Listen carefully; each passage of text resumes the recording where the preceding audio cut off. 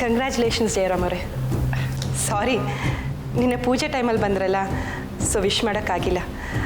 ಆಮೇಲೆ ನವದಂಪತಿಗಳ ಮಧ್ಯೆ ರಸಭಂಗ ಮಾಡೋದಕ್ಕೆ ನನಗೆ ಮನಸ್ಸಾಗಿಲ್ಲ. Anyways, congratulations once again. Thank you.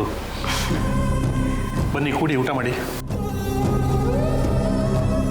ಸಾರಿ ಜಯರಾಮ್ ಅವರೇ, ಆ್ಯಕ್ಚುಲಿ ನಾನು ಫ್ರೆಂಡ್ ಮನೆಗೆ ಹೋಗಿದ್ದೆ. ಅವ್ರು ತುಂಬ ಬಲವಂತ ಮಾಡಿದ್ರು, ಅಲ್ಲೇ ಊಟ ಮಾಡಿ ಬರಬೇಕಾಯ್ತು. ಅಲ್ಲೇ ಊಟ ಮಾಡಿಬಿಟ್ರಾ? ಸರಿ. ನೀವೆಲ್ಲ ಯಾಕೆ ನಿಂತ್ಕೊಂಡಿದ್ದೀರಾ? ಬನ್ನಿ ಊಟ ಮಾಡಿ. ಸುಮಿತ್ರಾ ಬಾ.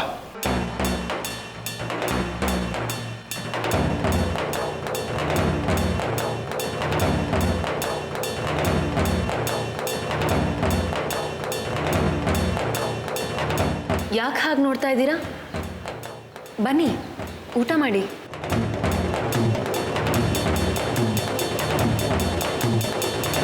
ನನ್ನ ಮೇಲಿನ ಕೋಪನ ಅನ್ನದ ಮೇಲೆ ಯಾಕೆ ತೋರಿಸ್ತೀರಾ? ಪ್ಲೀಸ್ ಬನ್ನಿ ಊಟ ಮಾಡಿ.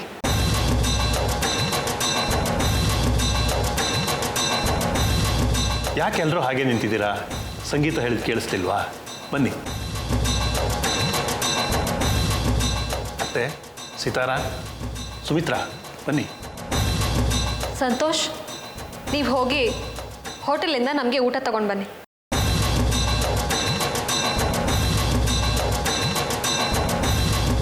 ಯಾಕಮ್ಮ ಸಿತಾರಾ,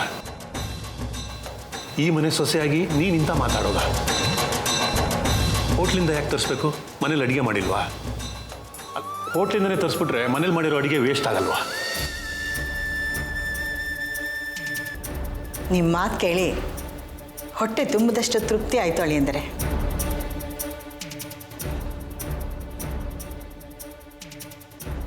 ಅಲ್ಲಿಗೆ ಅನ್ನ ವೇಸ್ಟ್ ಆಗುತ್ತೆ ಅಂತ ನಮ್ಮನ್ನು ಊಟಕ್ಕೆ ಕರಿತೀರಾ? ಚಚೆ, ಹಾಗ್ಯಾಕೆ ಅನ್ಕೋತೀರಾ? ಎಲ್ರಿಗೂ ಸೇರಿನೇ ಅಡುಗೆ ಮಾಡಿರೋದಲ್ವಾ, ಅದು ವೇಸ್ಟ್ ಆಗೋದು ಬೇಡ ಅಂತ.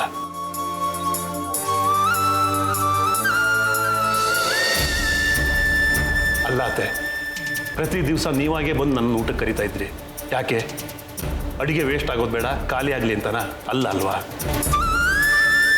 ನಾನು ನಿಮ್ಮನ್ನು ಅಳಿಯನೂ ನೀವೇ, ಮಗನೂ ನೀವೇ ಅಂತ ಪ್ರೀತಿಯಿಂದ ಊಟಕ್ಕೆ ಕರಿತಿದ್ದೆ. ನಿಮ್ಮ ನಂಬಿಕೆ ಕುಂದು ಬರೋ ಹಾಗೆ ನಾನೇನು ಮಾಡಿದ್ದೀನಿ? ನೀವು ನನ್ನ ತಾಯಿಯನ್ನು ಪ್ರೀತಿಯಿಂದನೇ ಮಮತೆಯಿಂದನೇ ಕರಿತಾ ಇದ್ದೀನಿ. ಬನ್ನಿ ಊಟ ಮಾಡಿ. ನೀವು ಊಟ ಮಾಡಿಪ್ಪ, ನಂಗೆ ಮನಸ್ಸು ಸರಿ ಇಲ್ಲ, ನಂಗೆ ಊಟ ಬೇಡ. ಅವರಿಗೇನೋ ಮನಸ್ಸು ಸರಿ ಇಲ್ಲಂತೆ, ನಿಮಗೇನಾಗಿದೆ? ನೀವು ಬನ್ನಿ ಊಟ ಮಾಡಿ.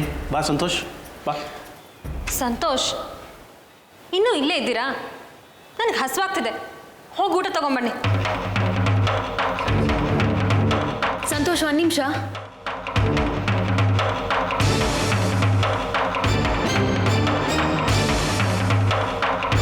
ಯಾಕೆಲ್ರೂ ಅತಿಯಾಗಿ ನಡ್ಕೊಳ್ತಿದ್ದೀರಾ? ನೀವು ಮಾಡ್ತಾ ಇರೋದ್ಕಿಂತನಾ? ಸಂತೋಷ್, ನೀವು ಸುಮ್ಮನಿರಿ, ಆಯಾಸ ಮಾಡ್ಕೋಬೇಡಿ.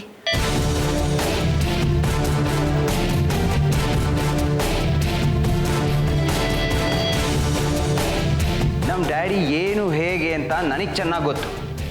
ನಮ್ಗೆ ಯಾರಿಗೂ ಇಲ್ದಿರೋ ಪ್ರೀತಿ ಕಾಳಜಿ ನಿಮಗೆ ಮಾತ್ರ ಇದೆ ಅಂತ ಯಾಕ್ರಿ ನಾಟಕ ಆಡ್ತೀರಾ?